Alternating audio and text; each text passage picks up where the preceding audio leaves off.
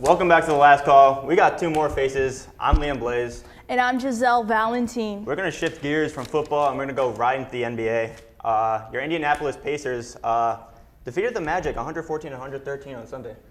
Yes, Liam, this is the Pacers' fourth win in a row as they improved to the season 9-6, and now Magic fall to 5-12. Yeah, I know, that's crazy. Pacers being 9-6, I don't think you'd ever see the day. I mean, better than the Bulls, better than the Wizards, better than all of them. But thanks to Halliburton, had 22 points and 14 assists. Yeah, and like you mentioned, the Pacers have been pretty much the surprising team so far. I mean, they got all these young players who's been contributing on a consistent basis. They have been 8-2 in their last 10 games. And they shot from 45% on the field in this victory. All right, and Benedict Mathurin making his case for Rookie of the Year. He's been going pretty well this year. But now we're going to go from the Pacers to the Grizzlies and the Nets game.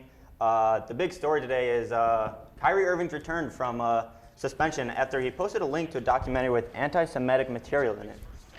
And Ben Simmons kind of gradually coming back to himself. He's just displayed 22 points, 8 rebounds, 5 assists, only shooting from 11 from 13 from behind the field and kind of getting back into the groove of things. I know he's been kind of iffy these past couple of seasons, but now he's kind of proven the haters wrong, Liam. That's right. The Nets are now 8-9. I mean, they got to thank the fact that, unfortunately, John Moran is out with an ankle sprain, so you're lucky he was out so they could get that win.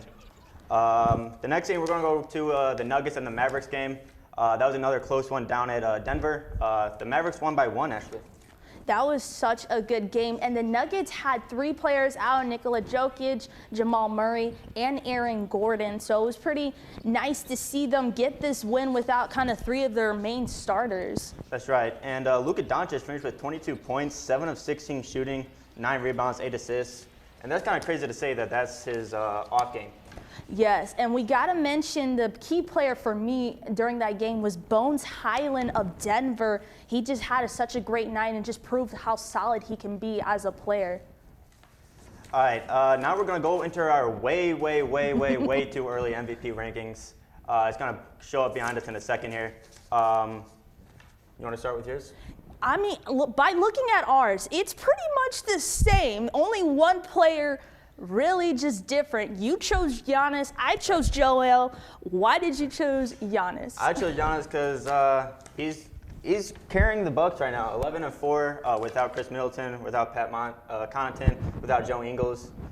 He's just carrying them on his shoulders. 30 points, more than 11 rebounds. Why do you choose Joel?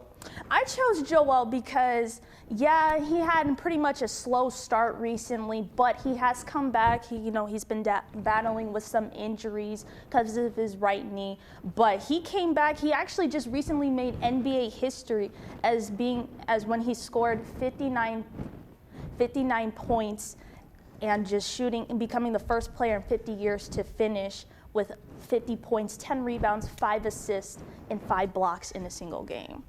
Yeah, and I think people are overlooking that, and that's a crazy stat line. We're going to preview the Bulls and Celtics here.